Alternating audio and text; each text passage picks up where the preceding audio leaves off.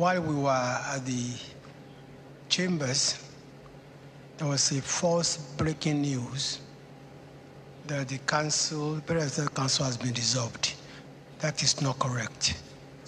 As a matter of fact, we've been directed by the president that we should all go back and return to our offices. So it is not true that the presidential council has been dissolved.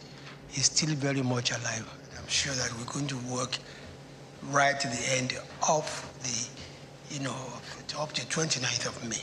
So please ignore the fake news. Minister of Information, Lai Mohammed. Let's get some perspectives on these. Mr. Femi Adesina, who speaks for President Buhari, is live for us here. Thank you so much, Mr. Adesina. Thank you. Good evening. Final fake?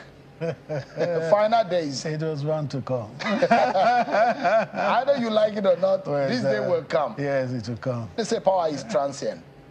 Even life is transient. Indeed. Yeah. I mean, how much of lesson of that have you learned over the past? Well, it's a lesson I had imbibed since I was mature enough to know that almost everything, including life itself, is transient. Where I grew up, in my town, they do the Egungun Festival. Every young person loves the Egungun Festival. It's usually 1 week, but some years, it takes 2 weeks. Inevitably, it will end. So there's a saying that the Masquerade Festival will always end. So early in life, I learned that lesson, that anything that you like so much will end. And the big masquerade is leaving the stage now. Oh, yes, Buhari, yes. your principal. Buhari is no mean man. He's no mean man. Nationally, internationally, he's no mean man. Yeah. It's interesting that so the president thought differently. What could be like almost like a tradition that after today, after the valedictory session, the permanent secretaries will take charge of the different ministries, but that did not happen today. Why? There's no rule. In fact, like they say, the rule is that there is no rule.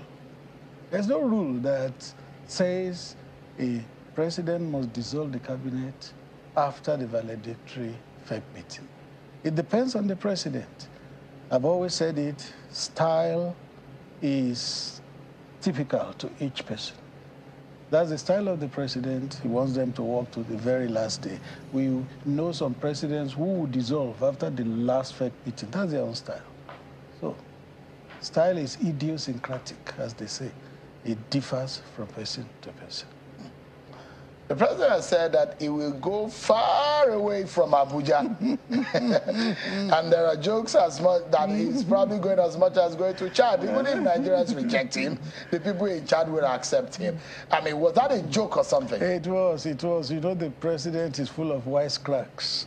So when I see some people making too much of light-hearted things like that, some people just want to portray the president in an unsavory light. At all costs. President was just, cracking jokes. It's like a wisecrack. He had said it several times that he will retire to Daura, that he will not even stay in Kaduna in the first 6 months because Kaduna is too close to Abuja. He wants his peace. That is the position. I'll go to Nigeria, I'll go to Chad and all that. That's just wisecracks, and the president is full of wisecracks. Why perhaps will anybody think that the president may not be accepted by Nigerians? Has he done so badly? That is not an issue. It's even not to be considered at all. It's not to be considered at all. President is a Nigerian. He had always lived in Nigeria. Like he said, when he met Prince Charles, who is now King Charles, and that one asked him, do you have a house in London? He said he told him, I don't have an inch of soil anywhere outside Nigeria. So how would he then consider living in Nigeria?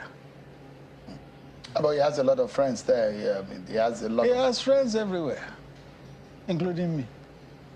You are a very good friend of Israel. But you have an inch of soil outside of Nigeria, do you? I'll be glad if I do. Is it a factor that you have an inch of soil out of here? To use your own words. It will not be illegal or criminal because, but it's not something I intend to really have. It doesn't thrill me. You are going to quietly go back to your quiet life.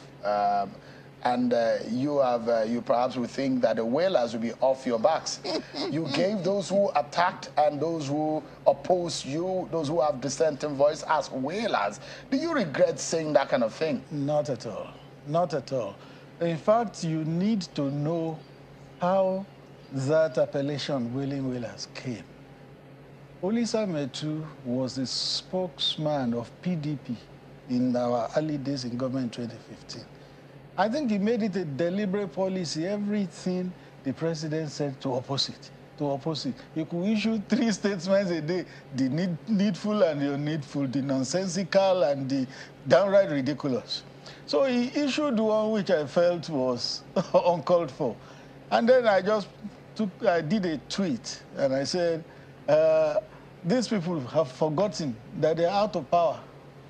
And that for a long time, they would not taste that power again. And I then ended that with whaling whalers. And then those who were opposed to the president adopted that appellation for themselves. They were not the one I referred to originally. I was referring to PDP and his spokesman. But the people assumed that appellation for themselves, and I said they were welcome to it. So that's how it stuck. Whaling whalers. No regrets, absolutely. I mean, those who thought that was offensive at the time thought that they were opposing the government of the day because of a poor performance and delivery and lack of delivery of the promises that were being made at the time, and they thought that was quite offensive. And the fact that your government was largely very strong and worked against dissenting voice, and your government never wanted dissenting voice, and it fought it. Those were the feelers. But that's not true. With the benefit of hindsight, over 8 years, did this government fight dissenting voices? Not at all. It accommodated every shade of opinion. That tweet about whaling whalers came, I think, July 2015. The government was barely 2 months old, but they were bent on distracting the government. Everything. They were making noise. That's how. You think it was noise or the fact that it was a government that was perceived as very sluggish in the start? It came with a lot of steam and a lot of support from a lot of Nigerians when it preached change. And all of a sudden, in the first 6 months of the life of that government, it was barely very inactive. And a lot of Nigerians who I tell you, the performance that appellation were very frustrated. That appellation was not 6 months. It was barely 2 months. I think it was July. The history is there on Twitter. But the question is that if there was a huge expectation on a government that promised change, when the promise changed, I mean, perhaps that change promise should not have been promised. Should not have been. There is a saying, easy does it, they stumble that run fast. Easy does it, they stumble that run fast. When you have a mandate that lasts 4 years, you program and time yourself. Why do you want to burn yourself out in a week, 2 weeks? Just because you want to play to the gallery? No. Remember that President Buhari, as military head of state, had one popular saying, this administration will not be rushed. He used to say it a lot as a military head of state. This administration will not be rushed. He had always been painstaking, methodical, and systematic. And that is the approach he has used till this very end. And all the successes that have been attained were attained despite that style. 8 years, Mr. Additional. Yes. For some critics who say this government is a pure failure. How do you respond to that? They have a right to their opinion. No, this is not an opinion. This is an assessment. Oh, yes. They have the right to assess the government. But how does the government assess itself? Assessment comes from opinion that you hold. Some other people will have their assessment, and you will wonder, are they assessing the same thing? Based on we have just come with a fact sheet that we have published into a book, when me, participant in the administration, that knew all those facts, read the fact sheet myself, it astounded me. The government worked. The government achieved a lot. Anybody that now says nothing was achieved, no quarrel. Mr. Adesina, I'd like to get some kind of examples to be able to bring on the real issue. And I assume that if the temperature in this room is too uncomfortable, either too cold or too hot, you probably will exit. Things became so uncomfortable for a lot of Nigerians that in several countries like the US and the UK, Nigeria is perhaps visa to Nigerians to those countries was almost 10 times in some countries. To the point that, embarrassingly, some countries have refused to give visa to Nigeria, promised that visa will not go to Nigerians to bring in their dependents to their country. It got so bad that a lot of Nigerian skilled professionals are living in Nigeria in droves because the indices of the economy are not just there. Unemployment rate, over 33%. The inflation rate went from single digits when you guys got into office. It's gone to double digit now. It's gone over 21% now. And if you look at all of those indices, based on the promises that you've made, and those who said that your government has largely failed, would it not be right or wrong? You have made the question so convoluted. I'm not convoluting. I'm just telling you that the indices are hard to give you. Just remember, isolate the issues one after the other. Let me now summarize it okay, for you. Isolate. And I'm bringing it to the fact that people want to leave this country. Good. I'm bringing the fact that economy is not in good shape. Just respond to you. Hold on. I'm telling you that things are not really looking good for Nigerians. They want to get out at the first opportunity. Economy is not looking very good. Unemployment rate is very bad. Security is very bad. And so how would you then say that your government has performed? Let's start with security. Where we are today, is that where we were when this government came? When this government came, there were bombings everywhere. We could have 5, 6, 8, 10 bombings in one day. Well, wait. No, because wait, let me make my point. I'm sick and tired of hearing that I'm sick and tired of you hearing that same question you asked. No, because I will keep asking Mr. Adesina until and I will keep answering you. No, because then, you know why I'm sick and tired? Because you look at the numbers of people that were killed at the time you're talking about, compare the numbers of people that are being killed in Nigeria at this time, and you wonder if you and I live in the same Nigeria. You have to compare. You have to compare. When President Buhari came, it's a benchmark. When he is leaving, it's another benchmark. Can you compare the two? No, you cannot. You cannot. When he came, there were 17 local governments, minimum, under occupation.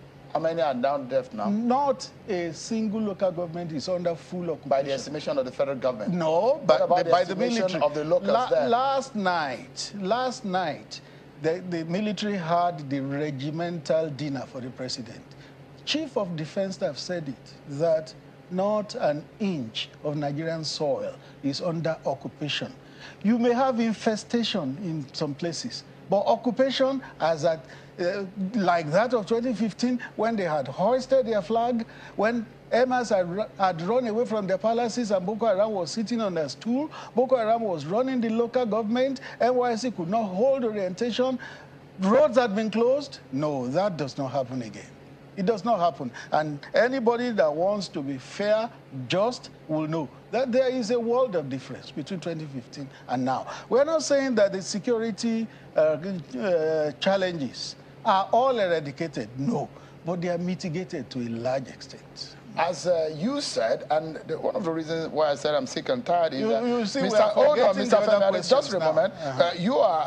You've designed a template of answer And that's why I said I'm sick and tired, because those templates, as soon as you're saying it, sound like a deja vu in my ears, because these are the same templates of answers. Keep asking the same questions. But we'll keep asking those questions until we get the right answers. And I'll keep answering you that same way. If your government is not living up to expectation, 4 or 5 days it's my constitutional duty as a journalist to keep asking after May 29, I have the right no answers. business to speak about these things again. But in May 29, I'll give you those same answers, because they are true.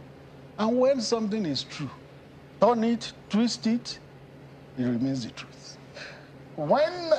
And look, tonight I salute the gallantry of our military men and the effort of those who've laid down their lives innocently to defend this country.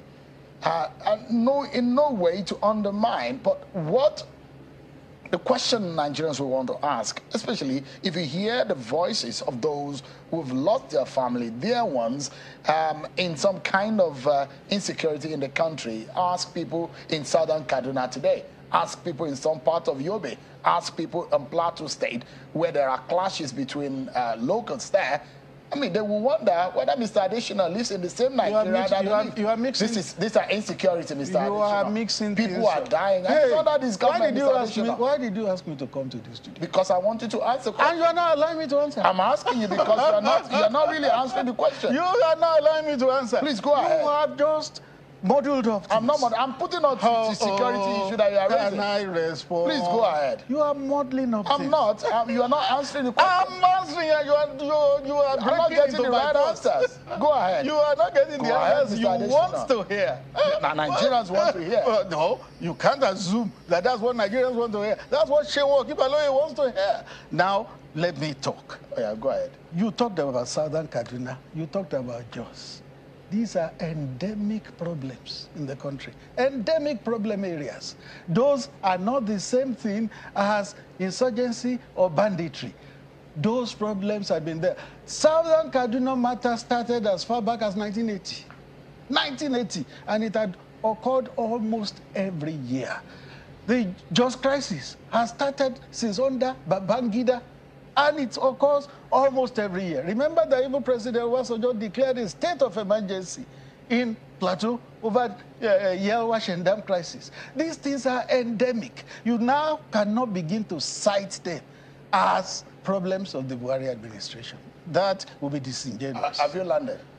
We are talking. Okay, so the president promised he's going to fix insecurity. And the nature of insecurity was not, he wasn't saying, I'm just going to fix insurgency in the Northeast. Nigerians who voted for him thought that their lives, they will be secured under the Buhari government. And that is a promise they are holding on to. Whether it's a clash between brothers and sisters, insecurity is insecurity. As he's killing one, another is rearing his head.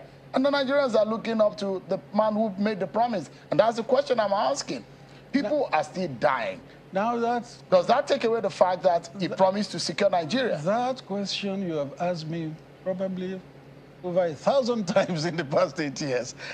If you keep asking it, I'll keep answering you with the truth.